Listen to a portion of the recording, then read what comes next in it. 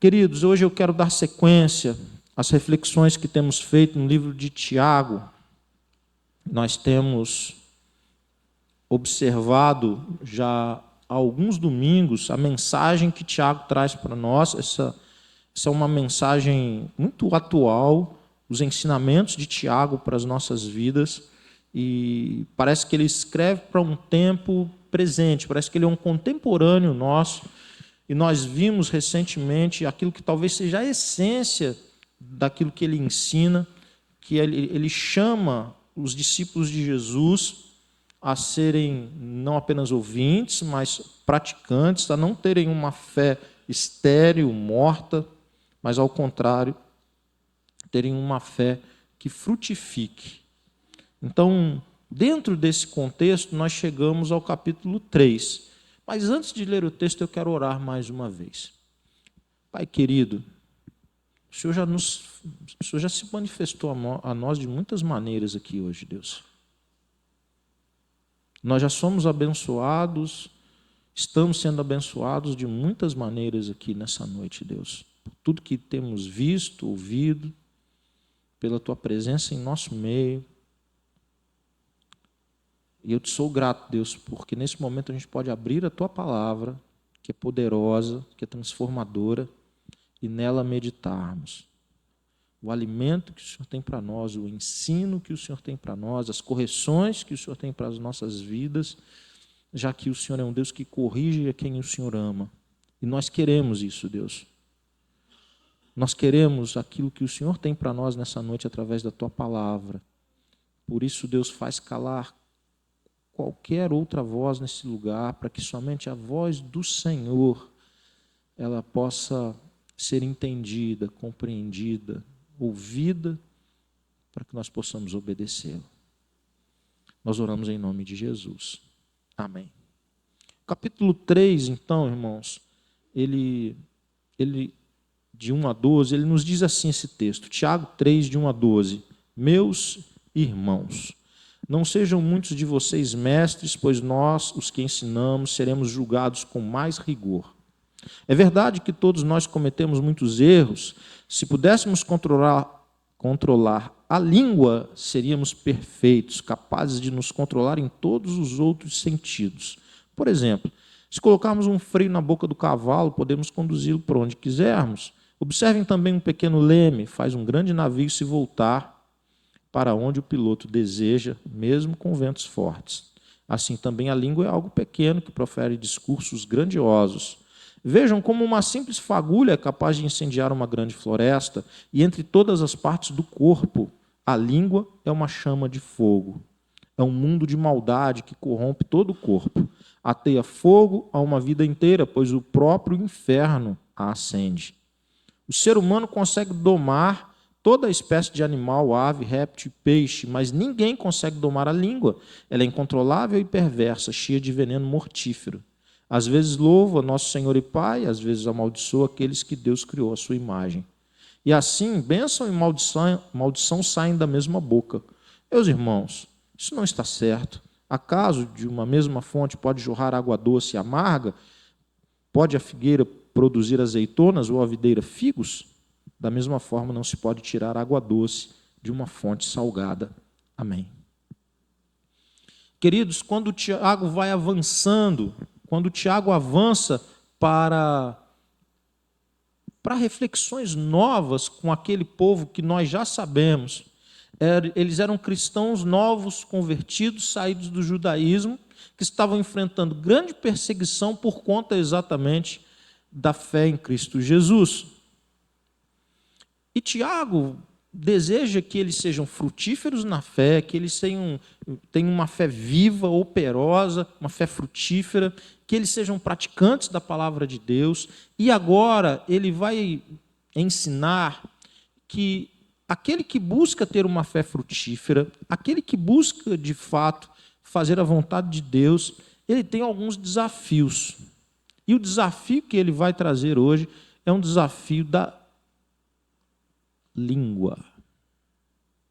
Controle, domínio próprio daquilo que sai da sua boca. Veja, irmãos, que talvez a primeira grande lição ou questão é a importância que isso tem. Ele vai separar uma sessão para tratar desse assunto. Isso não é qualquer coisa.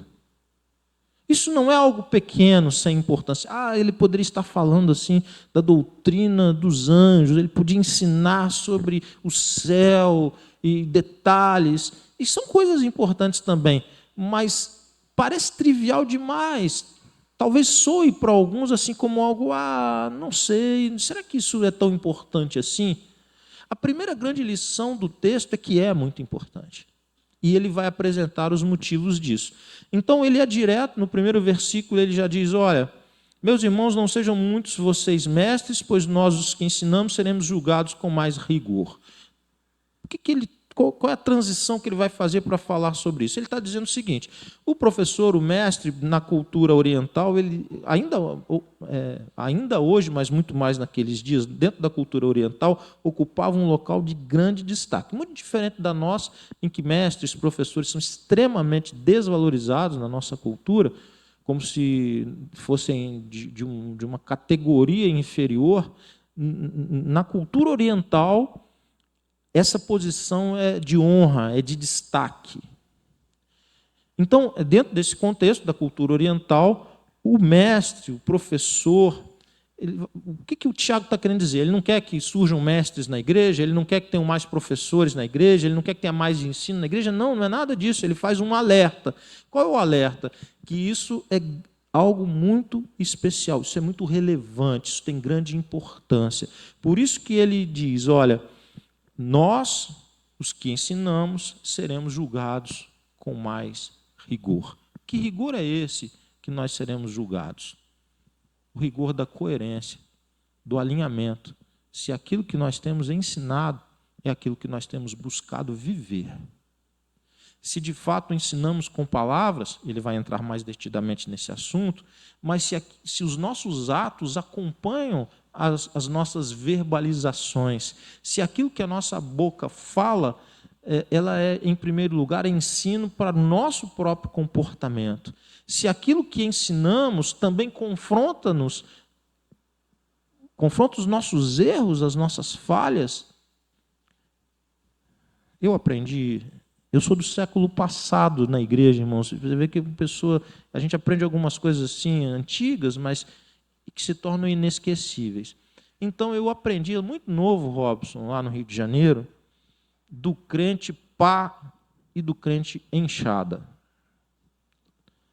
Eu não sei se você aprendeu isso no Rio de Janeiro, Robson. Não. Você vê que tem lugares do Rio. Nova Iguaçu, por exemplo, Robson. Isso era muito difundido em Nova Iguaçu. Crente pá e crente enxada. O crente pá, ele pega e ele joga para alguém. Ele pega e ele joga para alguém. Tem sempre alguém que ele se lembra que deveria estar ouvindo aquilo. Então ele vem com a pazinha dele, pega, isso aqui, se o fulano estivesse aqui hoje, aquilo é bom para aquela família, aquilo é bom. É o crente pá. Mas e o crente enxada? Pega e traz para ele. Ele pega e traz para ele. Puxa para perto dele, na direção dele. Ou seja, crente pá é de uma hipocrisia que não tem nem tamanho. Ele está tão acima dos ensinos que só as pessoas precisam dos ensinos da Bíblia. Ele nunca precisa. Mas o crente enxada é aquele que vai avançar e amadurecer na fé. Eu não sei se os irmãos puderam observar a Perla explicando o que é um crente pá e o que é um crente enxada para os nossos queridos surdos. Deus abençoe, Perla. O pastor prega essas peças assim. Por isso que o pessoal desiste, às vezes, da interpretação, irmãos. Porque o pastor vem com o negócio de crente pá e crente enxado no meio da interpretação, isso causa desânimo assim, nos intérpretes. Os irmãos orem pela vida da Perla, da Natália, da Karine. Voltando, queridos.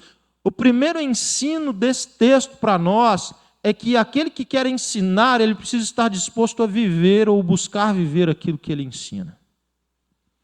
Não tem espaço para crente pá, mas tem muita vez para o crente enxada, para aquele que quer pegar aquele conteúdo, sobretudo nas áreas mais frágeis da sua vida, e se permitir ser educado por aquela palavra. Logo no versículo 2, ele já vem para a questão mais direta da questão da língua. E ali ele diz assim, versículo 2, é verdade que todos nós cometemos erros, só Jesus que não comete, mas aí ele já entra onde ele quer. Se pudéssemos controlar a língua, seríamos perfeitos, capazes de nos controlar em todos os outros sentidos. Tiago começa essa abordagem da língua dizendo o seguinte, que a língua é um desafio tão grande para ser controlada, que ela é como um ícone. Aquela pessoa que consegue isso, ele está pronto para conseguir vitórias em muitas outras áreas desafiadoras da sua vida. E aquele que não consegue avançar para controlar a sua língua, ele, como consequência da ideia, ele terá derrotas em muitas outras áreas desafiadoras da sua vida também. Então, essa é uma primeira questão que vem para nós.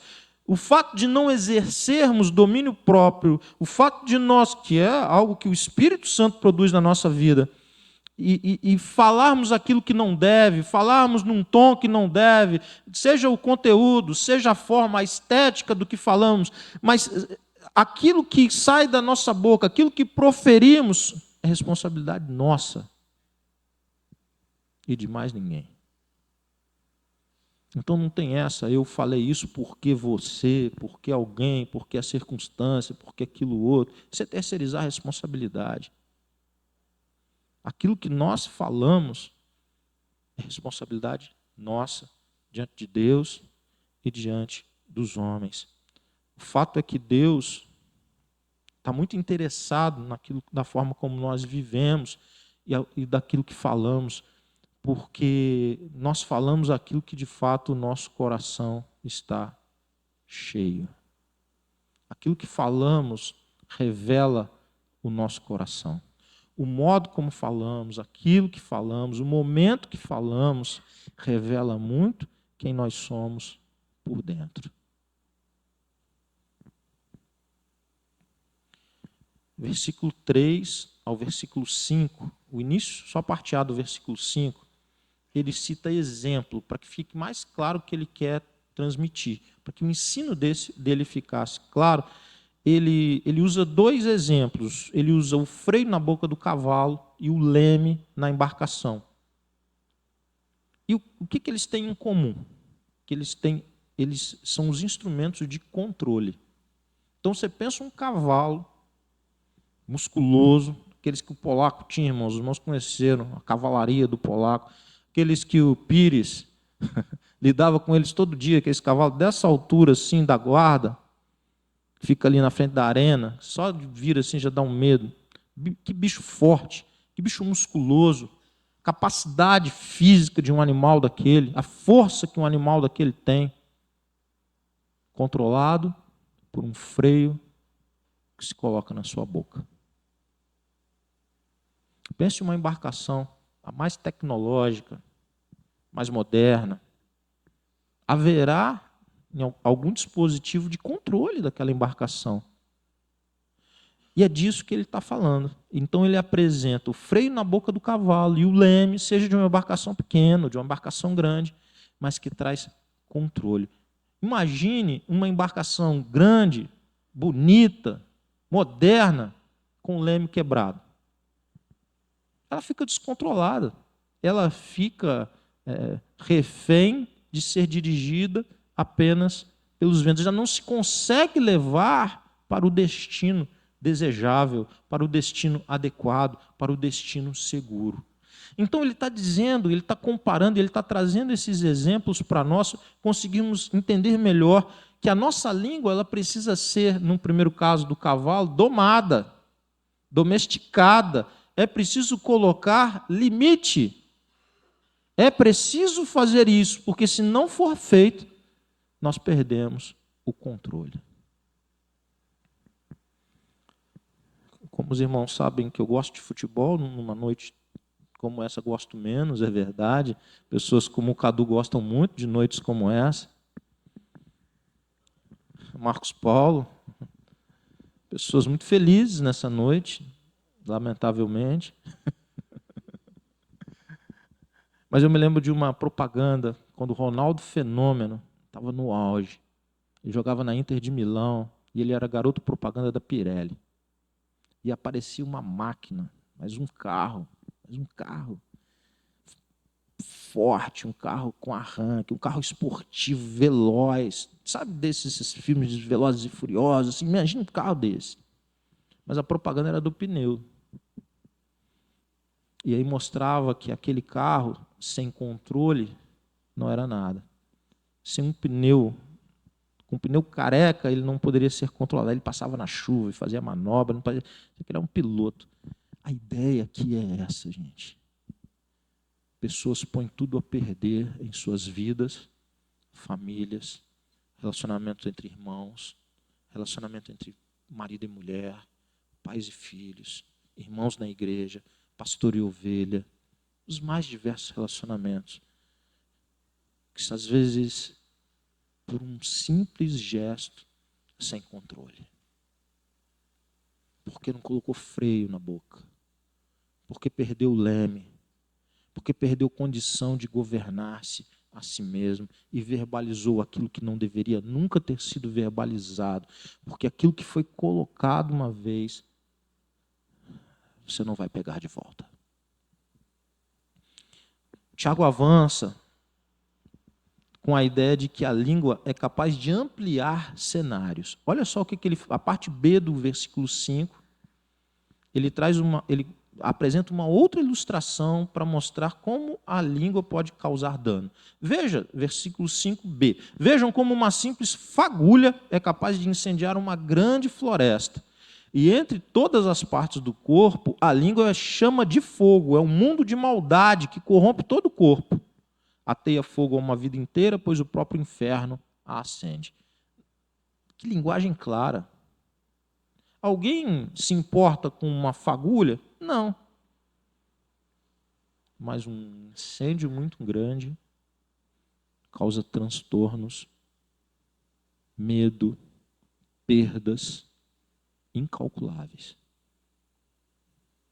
Às vezes nós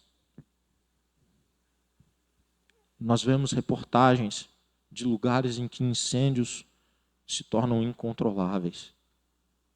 Existe um batalhão de homens, voluntários, aviões, helicópteros, lutando contra aquele fogo que está dominando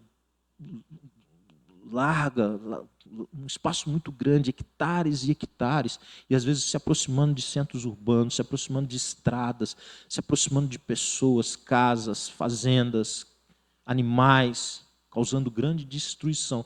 E aquela grande destruição, muitas vezes, ela foi causada por uma faísca, fagulha, um começo pequeno, mas que uma vez colocado, se torna incontrolável, gerando grande dano.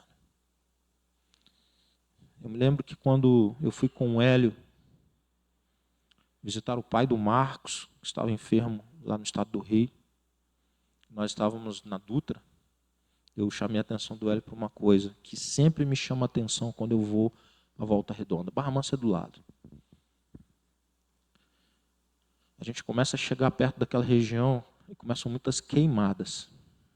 Muita queimada, queimada. Aí você passa na Dutra, tem um morro todo queimado, ou está pegando fogo. Quando eu saio mais tarde daqui, já está à noite, a gente vê longe.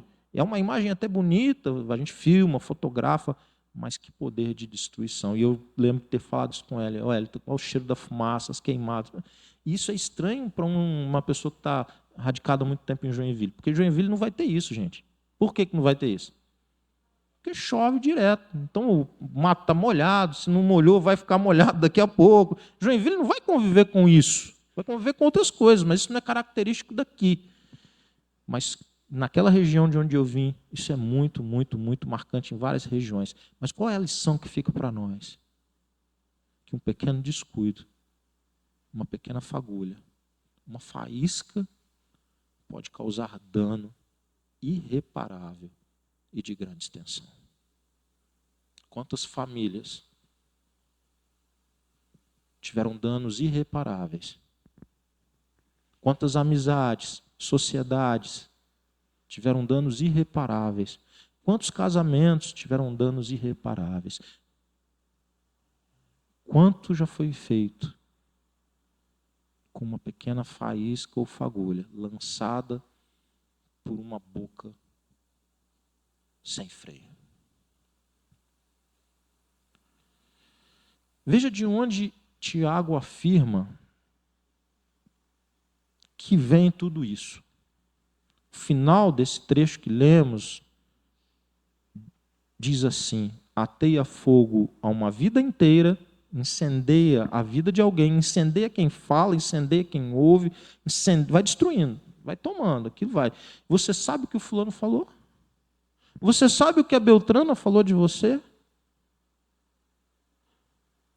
Você já está sabendo aquilo que foi dito de você lá quando você não estava?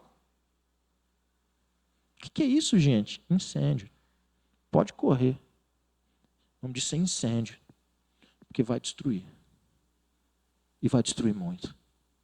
E aí ele diz a origem disso, pois o próprio inferno acende. O que ele está dizendo? Que isso é diabólico. Isso é maldito. Isso é diabólico. Isso é destruidor. Vem para roubar, vem para matar, vem para destruir. É isso que acontece quando a gente não tem freio na nossa língua. A partir do versículo 7, ele diz assim: o ser humano consegue domar toda espécie de animal, ave, réptil, peixe. 8, mas não consegue dominar a língua. Ela é incontrolável, perversa e com veneno mortífero. Jaraguá é uma cidade interessante, uma cidade linda, né, Jaraguá?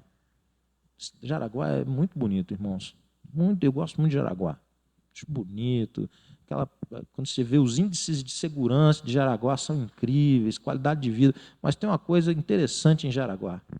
Se você acompanha esses informes, Jaraguá News, Jaraguá não sei o quê, esses negócios assim, rapaz, o que tem de cobra em Jaraguá é uma coisa de maluco, gente. O que é aquilo ali?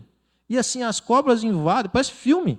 Elas invadem lugares assim que você nunca imaginava que uma cobra ia querer estar num lugar daquele. Ela está de boa lá, ela procriou, ela está assim dominando o espaço. É na casa, é na escola, é no hospital, é no cinema, e é natural assim, isso é todo dia. É só chegar o verão que começa essas notícias. Agora vai começar a esquentar, você vai ver isso de novo. Aí Jaraguá é uma atrás da outra esse negócio.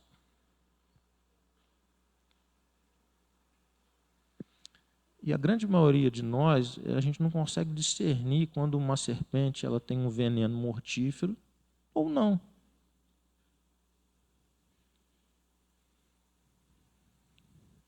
O que o Tiago está trazendo para nós é que assim como uma serpente, assim como uma cobra, ela pode causar dano mortal a alguém quando é picado, quando nós proferimos o que não deveríamos proferir.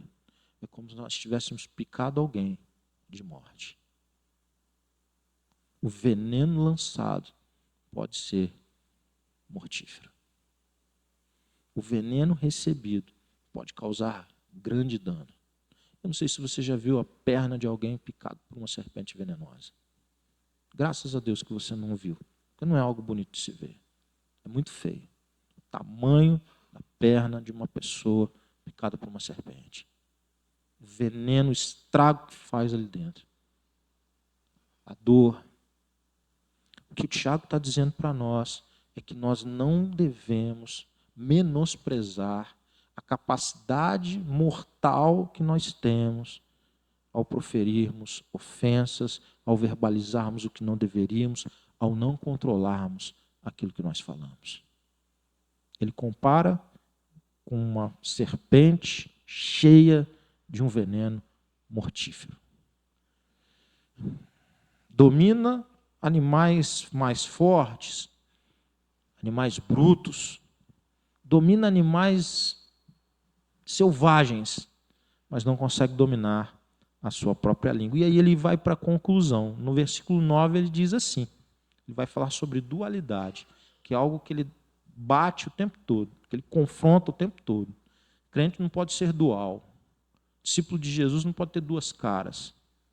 E aí ele diz assim no versículo 9, às vezes louva nosso Senhor e Pai, e às vezes amaldiçoa aquele que Deus criou à sua imagem. A mesma boca, a mesma língua. E assim, bênção e maldição saem da mesma boca. Meus irmãos, isso não está certo. Tiago, o tempo todo, ele vai contra essa coisa de ser dual, de não ser transparente, de não ser claro.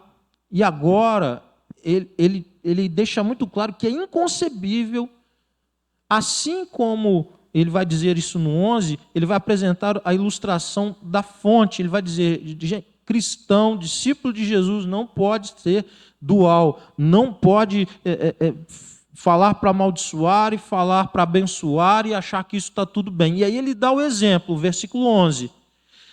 Acaso de uma mesma fonte pode jorrar água doce e amarga? Pode a figueira produzir azeitonas e a videira produzir figos? Da mesma forma, não se pode tirar água doce de uma fonte salgada. Existe algum bebedouro que sai água potável, água mineral, show de bola, e água de fossa? A mesma fonte? O que vocês acham? Você pode ter fontes boas e ruins. Aquela é boa, a outra é ruim. Mas a mesma, assim, eu abri ali, ai, que água deliciosa. Eu abri de novo, água de fossa. É isso que ele está dizendo. Não, isso não é possível. Não é assim. Ele está dizendo para nós que não é possível nós admitirmos que a nossa boca, que a nossa língua seja usada para louvar a Deus, para adorar a Deus, para cantar cânticos ao Senhor, para orarmos, etc. E, ao mesmo tempo, para amaldiçoar pessoas que foram também feitas à imagem e semelhança de Deus.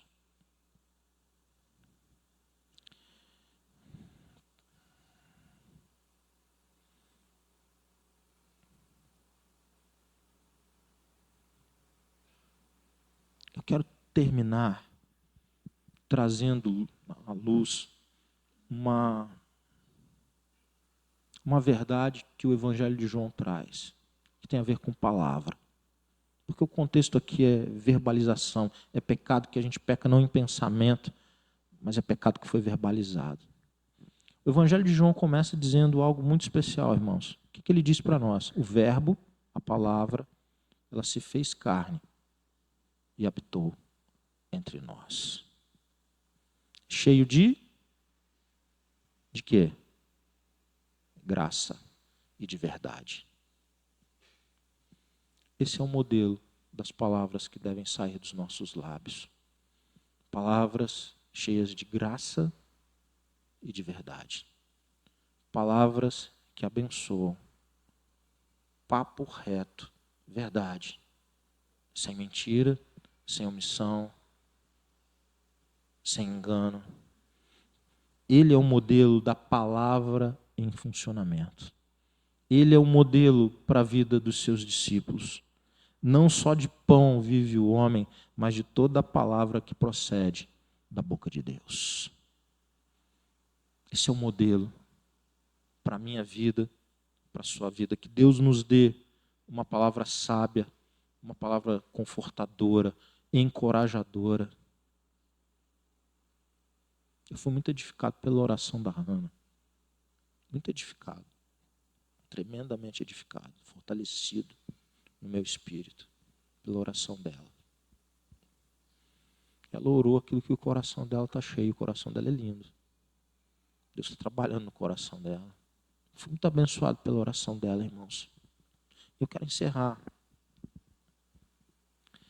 Ninguém vai sair daqui querendo controlar a sua língua se não curvar o seu coração diante de Deus. Ninguém vai conseguir maquiar e botar travas na língua se o coração não estiver aos pés da cruz de Cristo. Ninguém vai conseguir por muito tempo ter uma linguagem mais limpa, menos torpe. Pode se esforçar essa semana, talvez consiga, mas ninguém vai conseguir mudar a sua língua se o seu coração, se o seu interior não for mudado pela presença do Verbo da vida. Baixe sua cabeça.